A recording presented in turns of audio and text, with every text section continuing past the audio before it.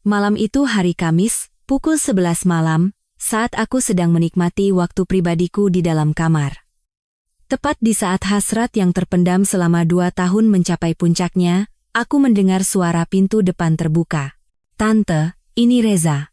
Aku terkejut dan buru-buru menutupi tubuhku dengan selimut, tetapi semuanya sudah terlambat. Di dalam kegelapan, Reza yang melihatku hanya bisa terpaku membeku. Aku sangat panik, tetapi sudah terlambat. Situasi yang seharusnya tidak pernah terjadi, kini telah terjadi. "Pergilah, Reza." Tetapi ia tidak pergi. Sebaliknya, ia perlahan-lahan mendekat ke sisiku. "Tante juga manusia. Wajar merasakan perasaan seperti ini. Malam ini, biar aku yang bantu tante." Saat tangannya dengan lembut menyentuh pundakku, pertahanan terakhir di hatiku runtuh. Malam itu, aku secara impulsif melewati batas. Masalahnya, dia adalah sahabat putraku. Meskipun itu hanya kesalahan sesaat, hubungan kami berubah selamanya dan tak bisa kembali seperti semula. Sebelum video ini dimulai, jangan lupa untuk subscribe dan like karena itu akan menjadi kekuatan besar bagi saya. Kalau begitu, mari kita mulai cerita hari ini. Halo, nama saya Suryani. Tahun ini, usia saya 56 tahun. Sudah 2 tahun berlalu sejak suamiku meninggal dunia secara mendadak karena serangan jantung. Sampai saat itu, aku hidup bersama suamiku dan putraku, Bima, sebagai keluarga dengan 3 anggota. Bima, bahkan setelah lulus kuliah dan bekerja, tetap tinggal bersama kami di rumah. Namun, tidak lama setelah suamiku meninggal, Bima pun dipindah tugaskan ke Surabaya. Begitulah, aku tiba-tiba menjadi sendirian. Setiap kali mengingat hari itu, dadaku masih terasa sesak. Aku tidak akan pernah bisa melupakan guncangan saat menerima telepon sekitar pukul 3 sore yang mengatakan bahwa suamiku, yang berangkat kerja seperti biasa setelah sarapan, tiba-tiba pingsan di kantornya. Aku bergegas ke rumah sakit, tetapi semuanya sudah terlambat. Padahal usianya baru 58 tahun, usia yang masih tergolong muda. Setelah pemakaman selesai, di rumah yang kini terasa kosong ini, aku menangis setiap malam. Orang-orang di sekitarku berkata bahwa aku masih cukup muda dan cantik. "Bu Suryani, dengan penampilan seperti itu, ibu bisa menikah lagi kapan saja. Sungguh, ibu masih terlihat seperti awal 40-an, ibu bisa memulai hidup baru." Namun, kenyataannya berbeda. Sekalipun aku terlihat muda, tembok usia 56 tahun terasa sangat tinggi. Pandangan masyarakat membuatku terbebani untuk mengharapkan pertemuan baru. Ada banyak malam di mana aku merasa frustrasi dengan kenyataan ini. Yang paling sulit adalah saat aku sendirian setelah pukul 10 malam. Terutama di tengah malam, hasrat yang telah kutekan selama 2 tahun akan muncul, dan itu benar-benar menyiksa. Setiap kali aku teringat bahwa hubungan terakhirku dengan suami adalah 3 tahun yang lalu, hatiku terasa hampa.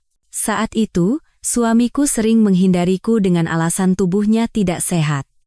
Kalau dipikir-pikir sekarang, sepertinya ia sudah memiliki masalah dengan jantungnya. Aku tidak tahu harus berbuat apa dengan hasratku yang masih hidup, yang bahkan lebih kuat dibandingkan orang-orang seusiaku. Menghibur kesepianku sendirian perlahan menjadi rutinitas harianku. Awalnya, aku merasa sangat malu dan berdosa. Namun, di hadapan kesepian dan hasrat yang tak tertahankan, aku perlahan-lahan menjadi tak berdaya. Suatu malam sekitar pukul 9, aku berdiri di depan cermin kamar mandi dan menatap diriku. Di bawah cahaya lampu, tubuhku masih memiliki payudara yang kencang dan pinggang yang ramping. Wajahku pun sama. Dengan mata yang besar, hidung yang mancung, dan bibir yang masih lembab, aku masih memiliki penampilan yang bisa menjadi model perusahaan kosmetik. Aku masih seorang wanita, gumamku, tetapi pada saat yang sama, rasa bersalah menyelimutiku karena memikirkan hal seperti itu. Setiap hari aku berkonflik antara rasa bersalah pada almarhum suamiku dan hasratku yang masih hidup. Saat aku berbaring sendirian di tempat tidur di tengah malam, kesepian yang semakin jelas menekanku. Saat-saat itu, kekosongan yang ditinggalkan suamiku terasa begitu besar. Tempat tidur kami berukuran king size, tetapi ruang yang aku tempati bahkan tidak sampai setengahnya. Setengah sisanya dipenuhi dengan kehampaan yang dingin. Terkadang, Saat aku bertemu suamiku dalam mimpi, aku merasa sangat bahagia. Tetapi setelah bangun, kenyataan terasa jauh lebih menyedihkan. Pada malam-malam seperti itu, aku sering menangis sendirian dalam diam. Aku membenamkan wajahku ke bantal, dan air mata yang mengalir tanpa suara membasahinya. Putraku Bima sibuk bekerja di luar kota, dan kami tidak bisa sering berkomunikasi. Kadang-kadang saat ia menelepon, ia hanya berkata, "Bu, apa kabar? Bima sibuk, nanti Bima telepon lagi ya." Setiap kali itu terjadi, aku akan menjawab bahwa aku baik-baik saja, meskipun dalam hati aku ingin sekali mengatakan betapa sepi dan beratnya hidupku. Tetapi aku tidak ingin membebani putraku, jadi aku selalu menahannya. Hari-hari seperti ini terus berulang, dan aku perlahan-lahan menjadi depresi. Hari itu adalah hari Sabtu, beberapa hari menjelang hari raya Lebaran. Saat itu sudah setahun sejak putraku Bima pindah ke Surabaya. Rumah terasa begitu sunyi, dan itu adalah masa yang sulit bagiku untuk beradaptasi. Sekitar pukul 5 sore, aku baru saja selesai mandi dan hanya mengenakan gaun sutra tipis. Aku tidak tahu mengapa aku membersihkan tubuhku lebih teliti dari biasanya, mungkin hanya untuk menyegarkan suasana hati. Gaun sutra itu berwarna krem, warna yang membuat kulitku tampak lebih putih. Tali pinggangnya kuikat longgar, sehingga belahan dadaku sedikit terlihat. Rambutku masih basah dan tergerai di pundak, dan dari kulitku yang lembab setelah mandi, tercium aroma mawar yang lembut. Saat itulah, aku mendengar suara pintu depan terbuka. Aku terkejut dan berbalik ke arah ruang tamu.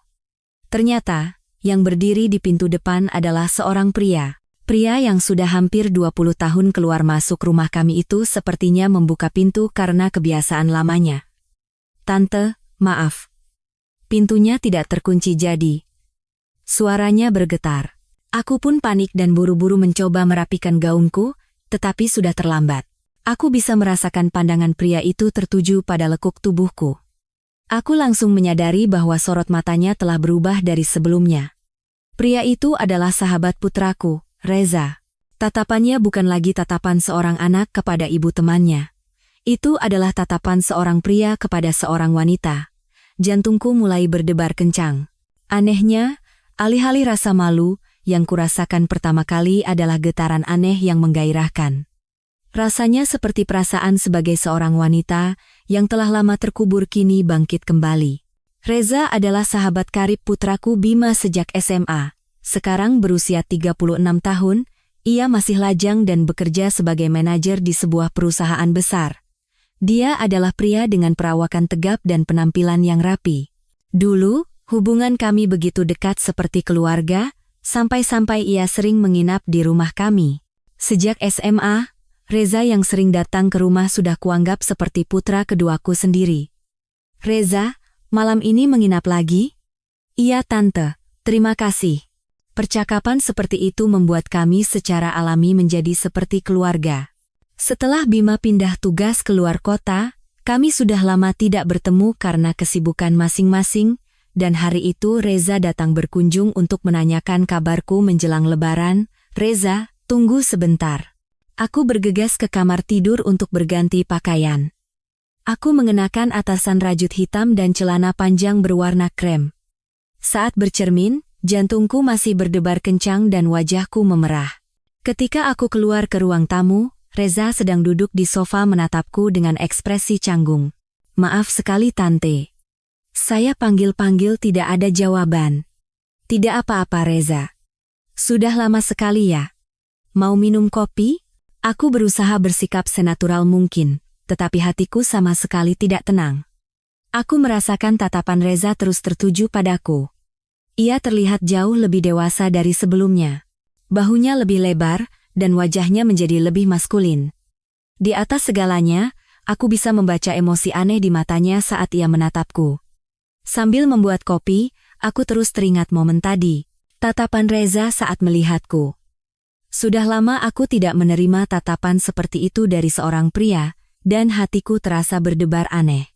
Aku terkejut pada diriku sendiri yang merasakan emosi ini. Tetapi pada saat yang sama, aku juga merasa senang karena seolah-olah pesona sebagai seorang wanita yang telah lama terlupakan kini terkonfirmasi kembali. Tante terlihat sangat muda, kata Reza hati-hati. Sepertinya tante lebih cantik dari sebelumnya. Pujian tulusnya membuat wajahku semakin memerah. Terima kasih, Reza. Kamu juga sudah semakin dewasa ya. Kami pun terlibat dalam percakapan yang canggung namun hangat. Reza bercerita tentang pekerjaannya, kabar Bima, dan menanyakan kabarku. Tante pasti kesepian ya setelah Bima pindah ke Surabaya. Begitulah. Tiba-tiba rumah jadi sepi sekali.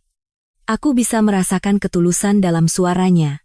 Selama berbicara dengan Reza, aku merasakan kebahagiaan yang telah lama terlupakan. Aku baru menyadari betapa menyenangkannya duduk dan berbincang dengan seseorang.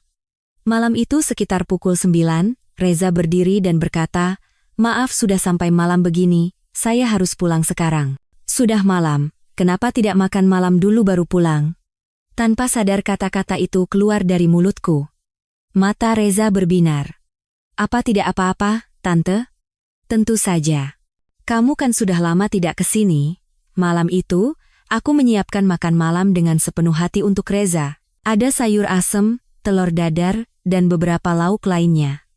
Rasanya seperti sedang memasak untuk putraku sendiri, dan aku merasa senang. "Enak sekali, Tante." Melihat Reza makan dengan lahap membuatku merasa puas. "Makan yang banyak. Kamu pasti jarang makan masakan rumahan karena tinggal sendiri kan?" "Iya, Tante. Saya rindu sekali masakan Tante." Kata-katanya membuat hatiku hangat. Setelah selesai makan dan saat aku mencuci piring, Reza menawarkan bantuan. Saat kami mencuci piring bersama di dapur yang sempit, tubuh kami seringkali bersentuhan. Setiap kali itu terjadi, rasanya seperti ada sengatan listrik. Sepertinya Reza juga merasakan hal yang sama. Gerakannya menjadi canggung dan aku bisa merasakan tangannya sedikit gemetar. "Tante." "Ya, Tante. Cantik sekali." Pengakuan mendadak itu membuatku terkejut. Suara Reza berbeda dari biasanya. Lebih rendah dan lebih serius. Saat itu, aku merasakan udara di antara kami berubah. Hubungan kami bukan lagi sekadar ibu dari teman dan teman dari anak. Rasanya kami telah berubah menjadi hubungan di mana seorang pria dan seorang wanita saling menyadari satu sama lain. "Reza, aku tidak tahu harus berkata apa." Malam itu setelah Reza pulang, aku tidak bisa tidur untuk waktu yang lama. Perasaan yang telah lama terkubur kini bangkit kembali. Tatapan Reza, suaranya, dan perhatian yang ia tunjukkan kepadaku, semuanya membuatku berdebar. Aku berdiri di depan cermin dan menatap diriku sekali lagi. Seperti yang dikatakan Reza, aku memang terlihat muda. Aku mempertahankan penampilan yang menarik, seolah usia 56 tahun tidak berarti apa-apa. Aku masih seorang wanita. Sambil bergumam begitu, aku menemukan diriku jatuh ke dalam perasaan baru, tetapi pada saat yang sama, rasa bersalah juga menyergap. Reza adalah sahabat Bima yang berharga, dan bagiku, ia seperti anakku sendiri. Merasakan emosi seperti ini terasa seperti sesuatu yang salah. Tidak boleh begini. Benar-benar tidak boleh. Meskipun aku terus mengatakannya dalam hati, hatiku sudah condong ke arah lain. Sejak hari itu, Reza mulai lebih sering berkunjung. Awalnya sekitar seminggu sekali. Saya khawatir Tante sendirian di rumah. Aku menyambut Reza yang datang dengan alasan seperti itu. Jujur saja, setiap kali ia datang, aku merasakan hatiku berdebar. Itu adalah perasaan yang telah lama terlupakan. Berbicara dengan Reza membuatku merasa hidup kembali. Ia menceritakan tentang pekerjaannya, tren terbaru, film atau drama yang menarik. Bagi aku yang hanya di rumah selama 2 tahun, semuanya terasa baru. "Tante, seperti yang pernah saya bilang, Tante benar-benar terlihat muda." Suatu hari Reza berkata dengan ekspresi tulus. "Kecantikan Tante masih sama seperti saat saya masih sekolah dulu." "Tidak. Bahkan Tante terlihat lebih dewasa dan lebih cantik sekarang." Setiap kali mendengar kata-kata seperti itu, hatiku terasa berbunga-bunga. Itu adalah pujian yang sudah lama tidak kudengar. Tanpa sadar, aku mulai berdandan lebih rapi setiap kali Reza akan datang.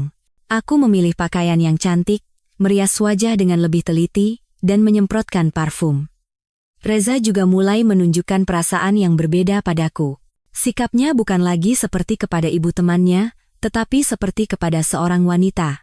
Saat aku menuangkan teh dan tangan kami sedikit bersentuhan, rasanya seperti ada sengatan listrik, aku bisa merasakan tangan Reza juga sedikit bergetar. Suatu malam, Reza datang lebih malam dari biasanya, sekitar pukul 9. Pekerjaan di kantor baru selesai, Tante, saya beli buah di supermarket, untuk Tante. Di tangannya memang ada kantong berisi buah-buahan. Hari itu, aku mengenakan gaun terusan berwarna merah anggur. Desainnya pas di badan dan menonjolkan lekuk tubuhku. Aku merasakan tatapan Reza menyapu tubuhku. Malam itu, percakapan kami berbeda dari biasanya. Reza bertanya dengan serius tentang kesepianku. Tante, apa Tante tidak benar-benar kesepian? Kesepian, tentu saja. Terutama di malam hari, aku menjawab dengan jujur. Tetapi setelah mengatakannya, aku terkejut.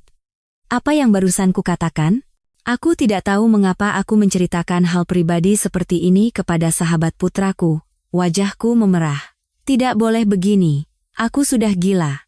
Rasa bersalah menyelimutiku, tetapi pada saat yang sama, aku tidak menyangka betapa leganya bisa mencurahkan isi hatiku kepada seseorang. Tatapan Reza menjadi lebih dalam. Saya juga ikut sedih kalau memikirkan Tante sendirian.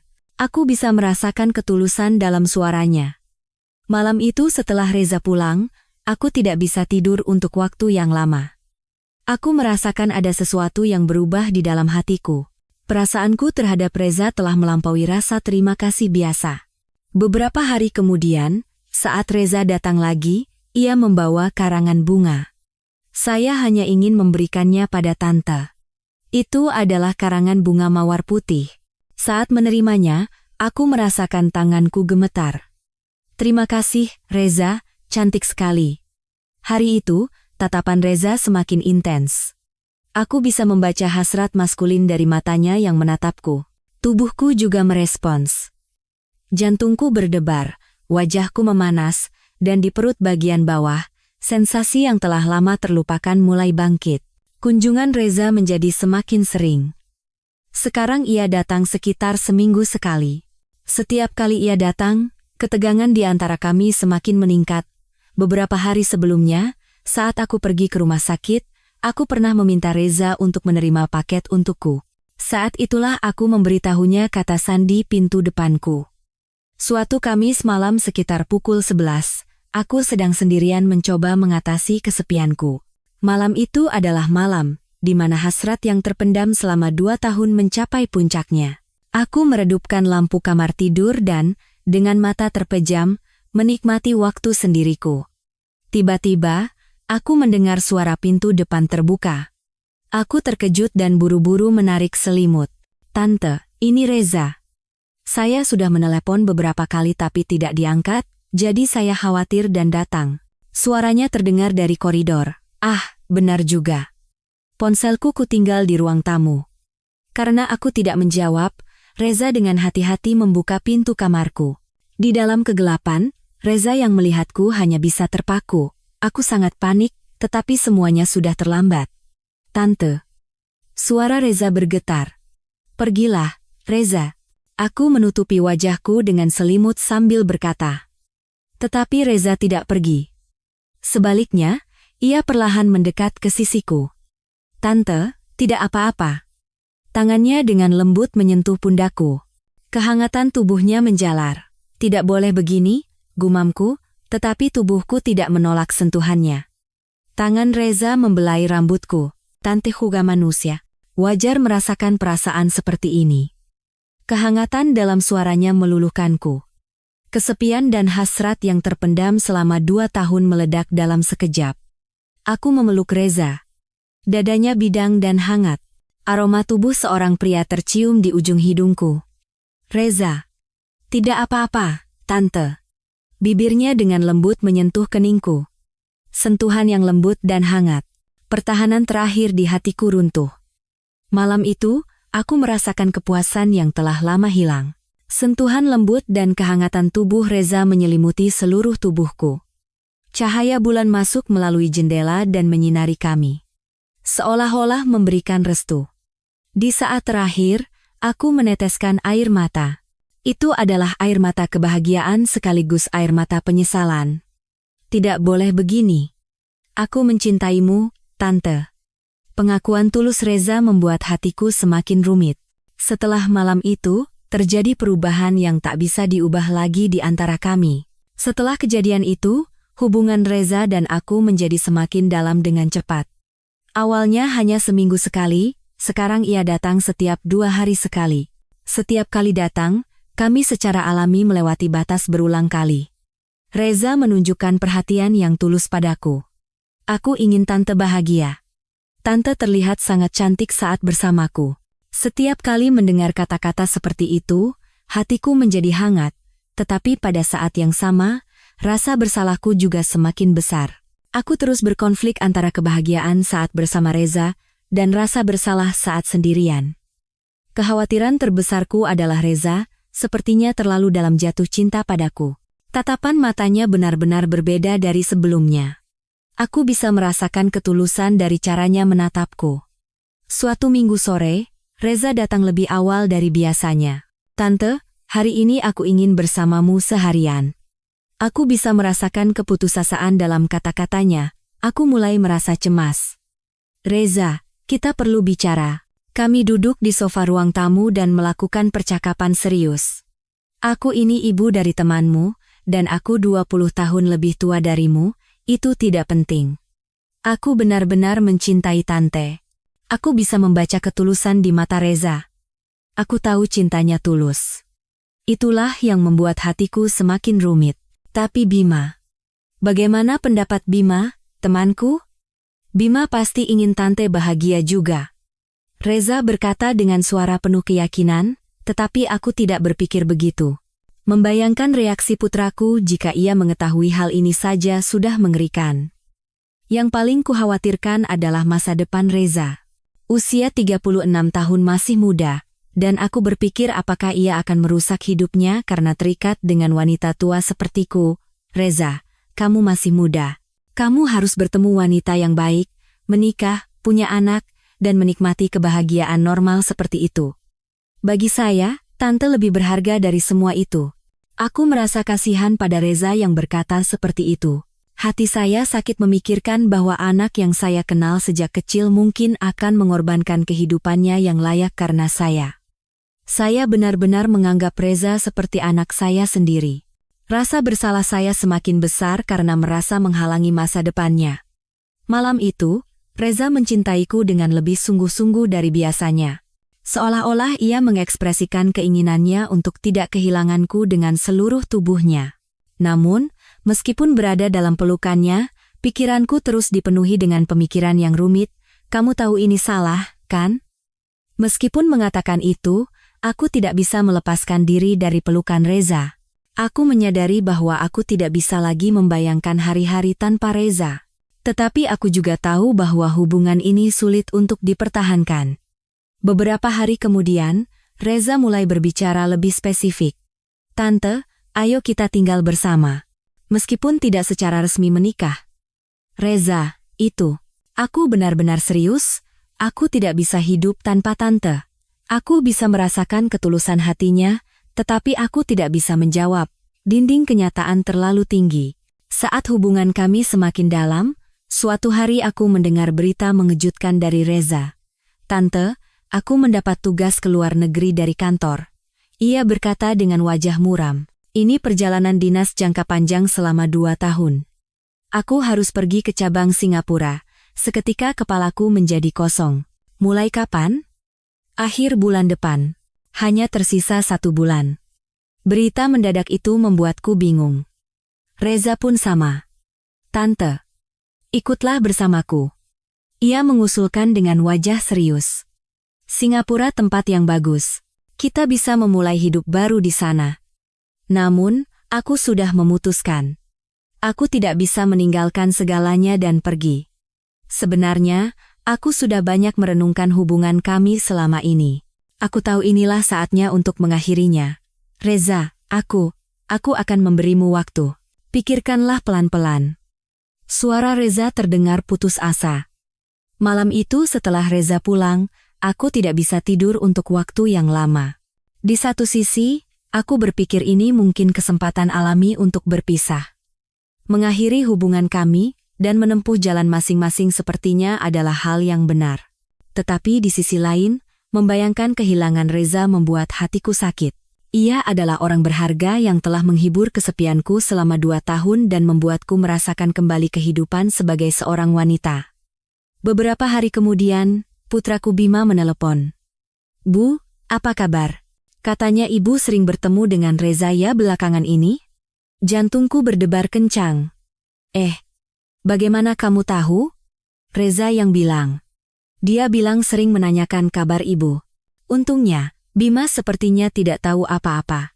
Dia bilang sesekali menjenguk ibu, karena khawatir ibu kesepian. Dia teman yang baik ya. Saat itu, aku merasa lebih bersalah. Aku lega karena tidak ketahuan oleh putraku, tetapi aku juga berpikir bahwa suatu saat nanti pasti akan ketahuan. Dengan keberangkatan Reza yang kurang dari sebulan lagi, aku tenggelam dalam pemikiran yang mendalam. Setiap malam aku memikirkan hal yang sama. Di satu sisi, aku pikir ini adalah kesempatan yang tepat untuk mengakhiri hubungan kami. Hubungan kami sejak awal memang sulit untuk dipertahankan. Perbedaan usia 20 tahun, pandangan masyarakat, dan yang terpenting, hubunganku dengan Bima. Mempertimbangkan semua itu, aku tahu perpisahan adalah pilihan yang bijaksana. Suatu Sabtu malam, Reza mencoba meyakinkanku untuk terakhir kalinya. "Tante, ini benar-benar yang terakhir. Ikutlah bersamaku." Matanya berkaca-kaca, "Apa baiknya tinggal di sini, sendirian dan kesepian?" "Reza, terima kasih. Sungguh, terima kasih." Aku berkata dengan suara tenang. "Tapi kita harus mengakhirinya di sini. Kamu juga tahu itu." "Tante, cinta tidak berarti segalanya bisa terjadi, kita harus menerima kenyataan." Reza berusaha untuk tidak menyerah sampai akhir, tetapi tekadku sudah bulat. "Reza, kamu masih muda, kamu punya hidupmu sendiri, dan aku punya hidupku sendiri. Tapi ini adalah pilihan terbaik untuk kita semua." Malam itu, Reza memegang tanganku erat untuk terakhir kalinya. "Benar-benar? Tidak bisa ya?" "Iya, tidak bisa." Aku menjawab dengan tegas. Melihat bahu Reza bergetar membuat hatiku sakit, tetapi tidak ada jalan untuk kembali, hatiku sudah mantap. Beberapa hari kemudian, aku meluangkan waktu untuk diriku sendiri. Aku mengeluarkan foto suamiku dan tenggelam dalam pikiran untuk waktu yang lama. "Sayang, apa aku sudah membuat pilihan yang benar?" Suamiku dalam foto itu tersenyum hangat. Saat itu, aku yakin, perpisahan adalah pilihan terbaik untuk kami semua. Hari keberangkatan Reza ke Singapura semakin dekat. Kami memutuskan untuk tidak mengantarnya ke bandara. Sepertinya itu akan lebih baik untuk kami berdua. Malam sebelum keberangkatannya, Reza datang ke rumah untuk terakhir kalinya. "Tante, saya datang untuk mengucapkan selamat tinggal yang terakhir." Suaranya tenang, tetapi matanya masih menunjukkan kekecewaan. "Reza, jaga diri baik-baik. Temukan orang yang baik di tempat baru dan hiduplah dengan bahagia. Tante juga jaga kesehatan ya, dan terima kasih untuk semuanya. Kami tidak banyak bicara lagi. Kami sudah menyelesaikan semuanya." Keesokan harinya, Reza berangkat ke Singapura. Aku menghabiskan sepanjang hari itu dengan tenang di rumah. Aku merasa sedih, tetapi pada saat yang sama, aku juga merasa lega. Aku yakin telah membuat pilihan yang benar. Beberapa hari kemudian, aku mendaftar di pusat kegiatan masyarakat setempat. Aku memutuskan untuk memulai kursus instruktur yoga. Itu adalah bidang yang selalu menarik minatku, dan aku pikir itu adalah pekerjaan di mana aku bisa membantu orang lain. Saat menghadiri kelas pertama, ada banyak peserta yang lebih tua dariku. Ternyata belum terlambat. Pikiran itu terlintas di benakku. Beberapa bulan kemudian, aku mendapatkan sertifikat instruktur yoga, dan aku mulai mengajar di sebuah studio yoga kecil. Berdasarkan pengalamanku, aku ingin menjadi kekuatan bagi wanita-wanita yang berada dalam situasi yang sama. Suatu hari setelah kelas selesai, seorang siswa mendekatiku. "Ibu instruktur, ibu cantik sekali." Ada pesona yang tak lekang oleh waktu. Setiap kali mendengar kata-kata seperti itu, aku merasa bangga. Waktu bersama Reza sepertinya telah mengembalikan kepercayaan diriku. 6 bulan kemudian, Bima mengambil cuti dan pulang ke rumah. Bu, ibu benar-benar berubah ya, terlihat jauh lebih ceria. Mendengar kata-kata putraku, aku tersenyum. Ibu juga sedang menjalani hidup yang baru. Aku senang sekali. Setelah ayah meninggal, aku sangat khawatir karena ibu terlihat sangat sedih, suara Bima terdengar sangat lega. Setahun kemudian, aku membuka studio yoga sendiri. Sebuah ruang kecil bernama Awal yang Baru. Pada hari pembukaan, sebuah karangan bunga tiba. Selamat atas awal yang baru, Reza. Saat itu, aku tahu, kami berdua hidup dengan baik di jalan kami masing-masing. Kalau dipikir-pikir sekarang, itu adalah hal yang sangat berbahaya. Memiliki hubungan seperti itu dengan sahabat putraku sendiri adalah hal yang salah. Apa yang akan terjadi jika Bima mengetahuinya?